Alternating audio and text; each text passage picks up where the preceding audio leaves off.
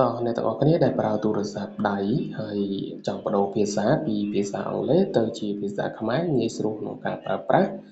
តោះឥឡូវមកតាមដានជាមួយនឹងវីដេអូរបស់ខ្ញុំទាំងអស់គ្នាពីដើមដល់ចប់គឺអ្នកទាំងអស់គ្នានឹងចេះហើយជាពិសេសគឺអ៊ំពូមីងដែលគាត់ប្រើប្រាស់ក៏គាត់ចេះតែភាសាខ្មែរទេអញ្ចឹងគាត់អត់ចេះភាសាអង់គ្លេសទេអញ្ចឹងគាត់អាចបដូរតាមវីដេអូរបស់ខ្ញុំបានតោះដំបូងយើងចូលទៅកាន់ setting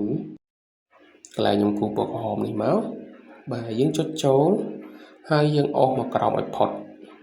បាទហើយខ្ញុំប្រើទៅលើទូរស័ព្ទប្រភេទ Android Mac TechnoSpark អញ្ចឹងអ្នកទាំងអស់គ្នាប្រើ Android ទាំងអស់គឺអត់ខុសគ្នាទេអញ្ចឹងយើងចូលទៅខាងក្រោមគេបំផុតដែលមានពាក្យថា System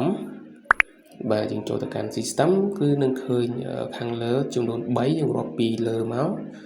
លេខរៀងទី3គឺមាន language input ណាអញ្ចឹងយើងចុចចូល language input ហ្នឹងមកហើយ language input យើងចូលទៅពាក្យ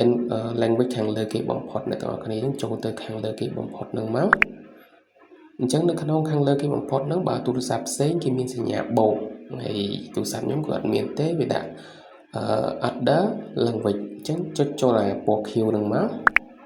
បាទអញ្ចឹងនៅក្នុងហ្នឹងវាឲ្យយើងរើសមានភាសាច្រើនអញ្ចឹងយើងតម្រូវដែលយើងត្រូវការគឺភាសាខ្មែរនៅក្នុងប្រទេសកម្ពុជារបស់យើងឥឡូវយើងចុចទៅលើភាសាខ្មែរយើងមកបាទយើងចុចទៅលើភាសាខ្មែរមកហើយពេលដែលយើងចុចទៅលើភាសាខ្មែរគឺយើងត្រូវតែចុចពាក្យ apply នៅខាងក្រោមណាអ្នកទាំងអស់គ្នា apply នៅខាងក្រោមហ្នឹងមកអ្នកទាំងអស់គ្នាឃើញទេណាជាមួយខ្ញុំគូឲ្យមើលសិននេះ apply ឡើងនេះណា apply language ហ្នឹងមកអូខេយើងចុចចូលមកយើងចាំបន្តិចគឺវានឹងធ្វើការផ្លាស់ប្ដូរឥឡូវធ្វើការផ្លាស់ប្ដូរបានដល់ជោគជ័យហើយយើងចុចមកក្រោយវិញឃើញអត់អ្នកទាំងអស់គ្នាឃើញភាសាវាចេញជាភាសាខ្មែរអត់បាទអញ្ចឹងនៅក្នុង setting របស់យើងមិនជាភាសាអង់គ្លេសឥឡូវវាចេញជាភាសាខ្មែរអស់ហើយឃើញទេអញ្ចឹងអ្នកទាំងអស់គ្នាចុចមកនេះឃើញទេសុទ្ធតែភាសាខ្មែរទាំងអស់ហ្នឹងហើយអញ្ចឹងអ្នកទាំងអស់គ្នាចង់បដូរពីភាសាខ្មែរទៅភាសាអង់គ្លេសវិញគឺដូចគ្នាអញ្ចឹងយើងចូលខាងក្រោមគេបំផុតអស់មកណាហ្នឹងហើយនេះភាសាខ្មែរវាជាប្រពន្ធអញ្ចឹងអ្នកទាំងអស់គ្នាពេលដែលភាសាខ្មែរមកគឺងាយស្រួលមើលងាយស្រួលប្រើប្រាស់សម្រាប់អ៊ំពូមីងណាអញ្ចឹងយើងចុចប្រព័ន្ធហ្នឹងមកហើយវានឹងមានប្រាប់ថាកន្លែង language ហ្នឹងគឺជាភាសាអញ្ចឹងយើងចុចចូលកន្លែងភាសាហ្នឹងមកអូខេហ្នឹងហើយខាងលើគេគឺដាក់ថាភាសាហ្នឹងយើងចុចមក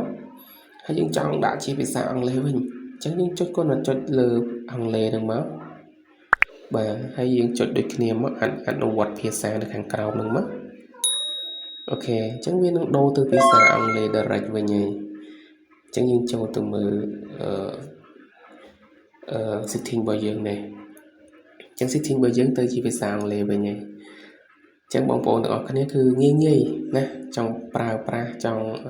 ងាយស្រួលក្នុងការប្រើគឺកុំភ្លេចតាមដានវីដេអូរបស់ខ្ញុំបាទហើយក៏អរគុណដែលតាមដានវីដេអូខ្ញុំរហូតដល់ចប់បាទកុំភ្លេចចុច Subscribe និងចុចរូបកណ្ដឹងដើម្បីទទួលបានវីដេអូថ្មីបន្ថែមទៀតបាទអរគុណជួបគ្នានៅវីដេអូក្រោយ